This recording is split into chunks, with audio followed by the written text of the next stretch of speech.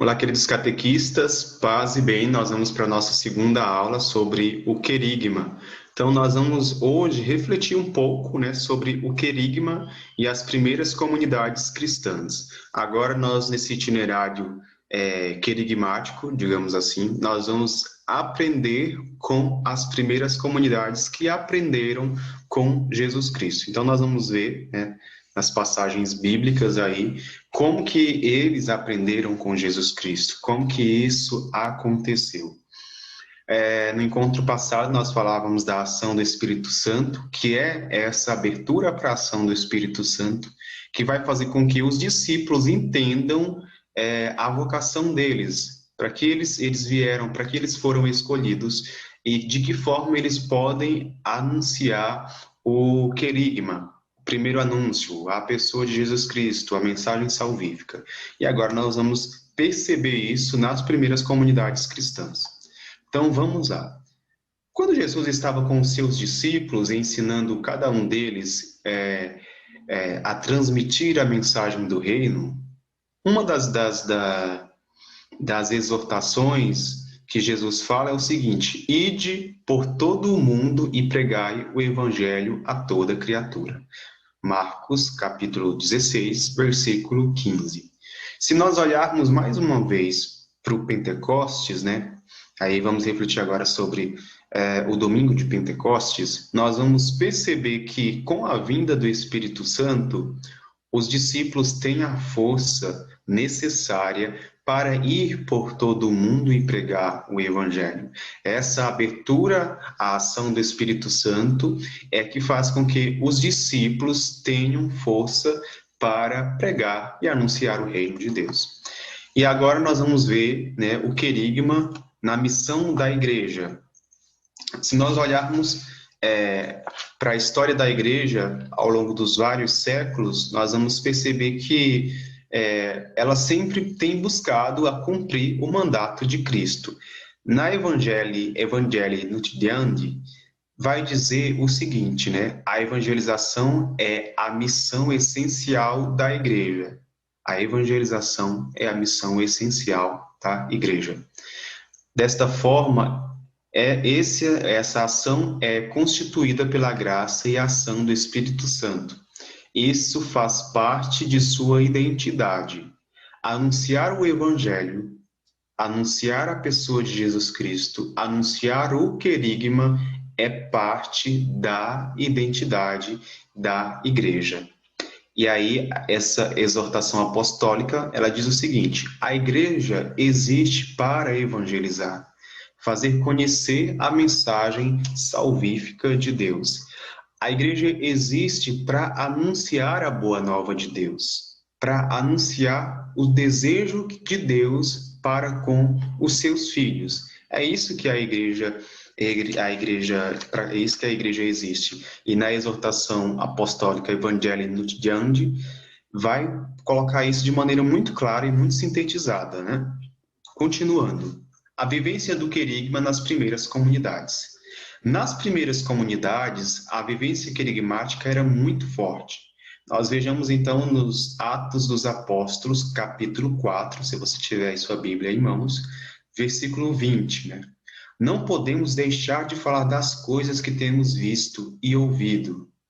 Olha só, aqueles que eles aprenderam de Jesus, aprenderam com Jesus e viram com Jesus, testemunharam, eles não podem deixar de falar, deixar de anunciar.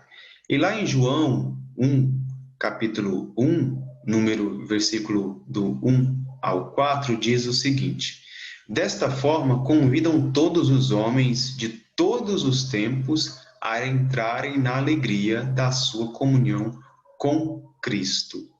Anunciar o querigma é anunciar a alegria que vem de Deus, a alegria que vem de Jesus Cristo. Por isso que nós precisamos, como o Papa Francisco vai falar na Evangelii Gaudium, a questão da alegria do Evangelho. O cristão é alguém que testemunha Jesus com a alegria.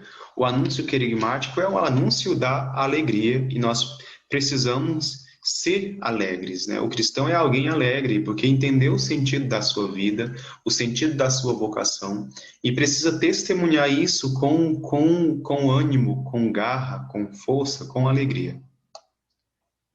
Mas o que significa o querigma, né? Mais uma vez, nós vamos nos aprofundar ainda sobre o querigma. É o primeiro anúncio de Cristo para levar homens e mulheres ao conhecimento dele. Nas primeiras comunidades, com a vinda do Espírito Santo Paráclito, os discípulos anunciavam Jesus ressuscitado com ardor e amor. Com ardor e amor. Os discípulos anunciavam porque amavam e amam Jesus Cristo. Eles anunciavam de maneira fervorosa, com ânimo no olhar. Isso, por vezes, falta muito em nossa ação querigmática, na nossa ação catequética. Transmitir o Cristo, a mensagem cristã, para o outro com amor, com brilho no olhar, com alegria. E aí nós precisamos voltar o nosso olhar para as primeiras comunidades. Vejamos bem, nas primeiras comunidades eles passavam por perseguições, por calúnias. Por vezes, os encontros eram de maneira escondida nas cavernas, catacumbas, era de portas fechadas, mas eles não deixavam de testemunhar. Embora muitos cristãos fossem perseguidos até a morte, mas era esse encontro a acreditarem na vida eterna, no amor que Deus tem por cada um deles, e também nesse espelho, né, que é Jesus Cristo, eles davam a sua vida por causa do reino. Olha que interessante. Se os discípulos não fossem perseverantes logo nas primeiras comunidades, diante de tantas perseguições, nós não teríamos conhecido Cristo como nós conseguimos conhecer hoje. Diante das dificuldades, se nós olharmos para as histórias de cada um dos apóstolos, cada um morreu de maneira muito difícil, muito dura, muito injusta, né? Então, nós precisamos olhar para as primeiras comunidades e encontrar força nelas, porque a força vem do próprio Senhor. E aí, é nesse anúncio querigmático que nós vamos, de fato, ter a força necessária para testemunhar. E aí, de maneira bem sintetizada, nós vamos resumir o que é o querigma. O querigma é o primeiro anúncio, resumindo. E qual é a missão querigmática na catequese? Fazer ecoar, ou seja, fazer ser ouvida a mensagem salvífica de Deus. Fazer ser conhecida a pessoa de Jesus Cristo. Fazer com que as pessoas entendam o sentido da boa nova, entendam o sentido do primeiro anúncio, entendam o sentido da sua vida com base nos valores cristãos. Continuando ainda, temas que são essenciais, que não podem faltar na nossa catequese querigmática. Primeiro ponto que nós precisamos anunciar em nossa ação catequética, seguindo essa inspiração do querigma, é o amor de Deus. É o amor de Deus. Por vezes nós temos um entendimento e uma concepção errada do que é Deus, do que é o seu amor. E aí nós precisamos nos aprofundar no amor de Deus e transmitir esse amor na catequese. O segundo ponto que nós precisamos transmitir na nossa catequese querigmática é a fé e a conversão. A nossa catequese deve gerar uma transformação, uma conversão, uma mudança de vida. O outro ponto é receber o Espírito Santo. Esse é o próximo passo, é fazer com que as pessoas recebam o Espírito Santo de Deus. No caso, seria a abertura à ação do Espírito Santo de Deus, como assim os discípulos, os apóstolos tiveram ao receberem o Espírito Santo. O outro ponto, que é algo muito importante que às vezes a gente deixa de lado, entender que essa catequese querigmática proposta pela igreja, ela busca formar a igreja, formar os seus membros, nós como igreja, porque esse anúncio ele acontece por meio da igreja. Então não adianta a gente dizer que nós somos catequistas, mas nós não queremos participar dos encontros formativos que são propostos pela comunidade, pela igreja, que são propostos pelo nosso pároco, nosso bispo, coordenador.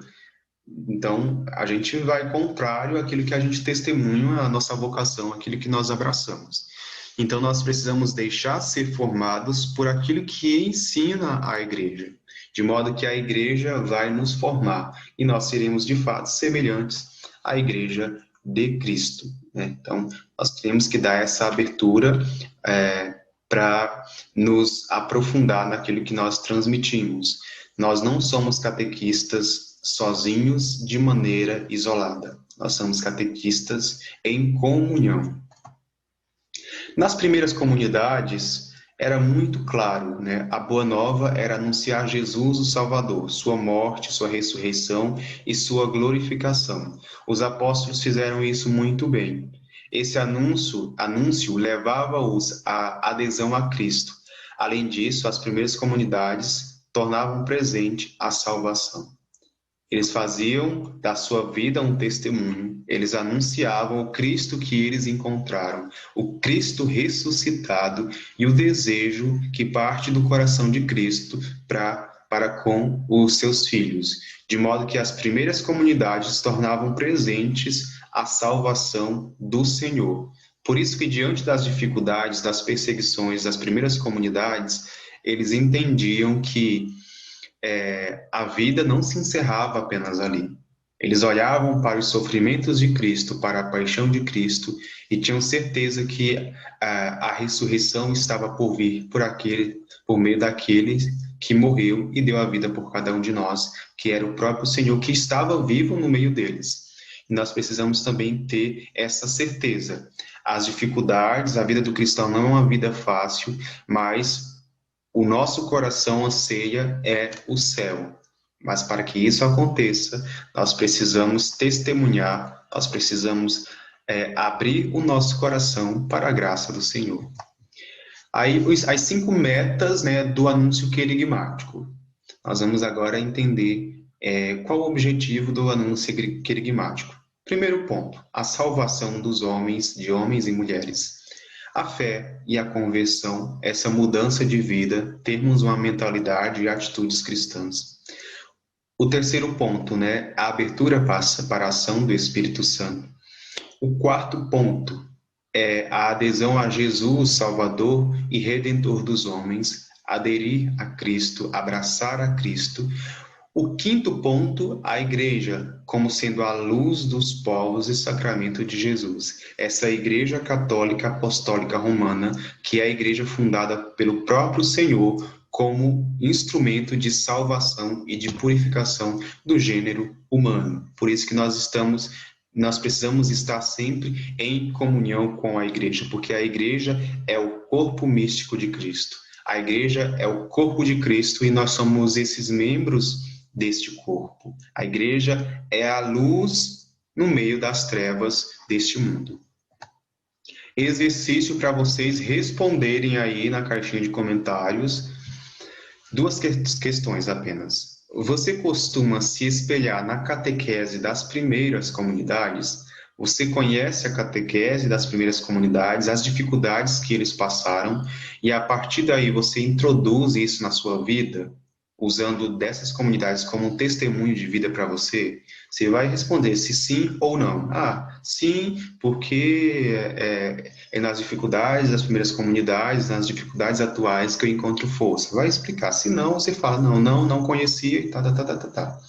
Segunda questão, você conhecia esses temas da catequese querigmática, né, voltado para lá para as primeiras comunidades? Se sim, você vai responder que sim e vai justificar a sua resposta, tá bom? A gente se vê na próxima aula. Deus abençoe, paz e bem e até mais.